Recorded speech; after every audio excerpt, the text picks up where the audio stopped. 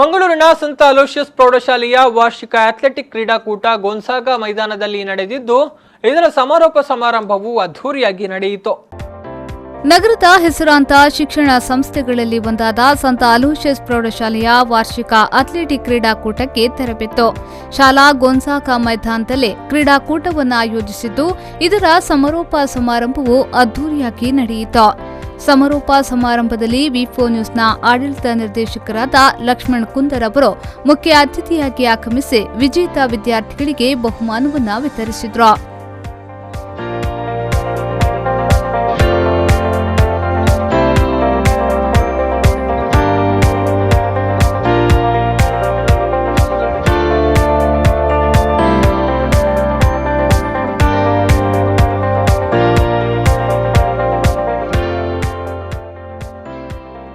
ಈ ವೇಳೆ ಮಾತನಾಡಿದ ಅವರು, ಸಂತ ಅಲೋಷಿಯಸ್ ಶಿಕ್ಷಣ ಸಂಸ್ಥೆ ಎಲ್ಲಾ ಕ್ಷೇತ್ರಗಳಿಗೂ ಪ್ರೋತ್ಸಾಹ ನೀಡುತ್ತಿದೆ. ಇದು ನಗರದ ಅತ್ಯುತ್ತಮ ಶಿಕ್ಷಣ ಸಂಸ್ಥೆ ಎಂಬ ಹೆಗ್ಗಳಿಕೆಯನ್ನ ಪಡೆದುಕೊಂಡಿದೆ ಎಂದು ಹೇಳಿದರು.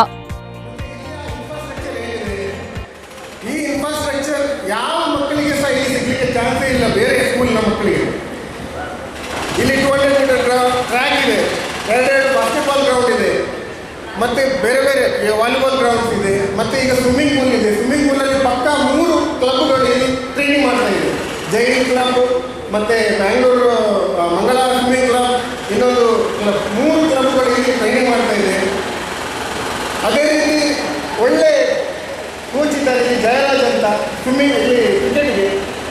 ಇಂಥ ಒಂದು ಇನ್ಫ್ರಾಸ್ಟ್ರಕ್ಚರ್ ಮಂಗಳೂರಲ್ಲಿ ಮತ್ತೆ ಎಲ್ಲೂ ಸಿಗಲಿಕ್ಕೆ ಚಾನ್ಸ್ ಇಲ್ಲ. ನೀವೆಲ್ಲ ಇದಕ್ಕೆ ಮುಂದೆ ಇದಕ್ಕೆಲ್ಲ ಎಲೋಷಿಯಸ್ಗೆ ಥ್ಯಾಂಕ್ಸ್ ಅಂತ ಹೇಳ್ತೀನಿ. ನನ್ನಾಗಿ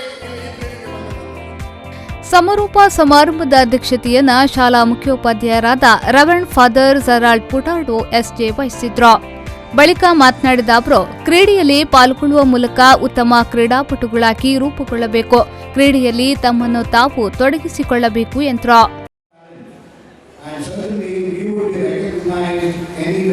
Any sports person doing well at the national level or international level would be recognized everywhere in any part of the nation or in the world. So recognition is always given to a sports person. And similarly today you have been able to showcase your talents in the sports area and your talent. ಈ ವೇಳೆ ಉಪಮುಖ್ಯೋಪಾಧ್ಯಾಯರಾದ Gopalakrishna S ಗಣ್ಯರನ್ನ ಸ್ವಾಗತಿಸಿದರು.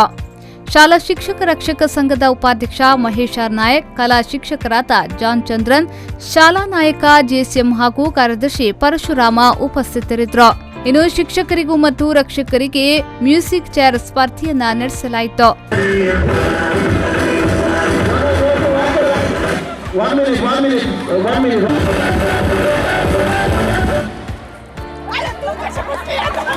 ಇದರ ಜೊತೆಗೆ NCC ತಂಡದ ಪಥಸಂಚಲನ ಆಕರ್ಷಕ ರೀತಿಯಲ್ಲಿ ನಡೆಯಿತು.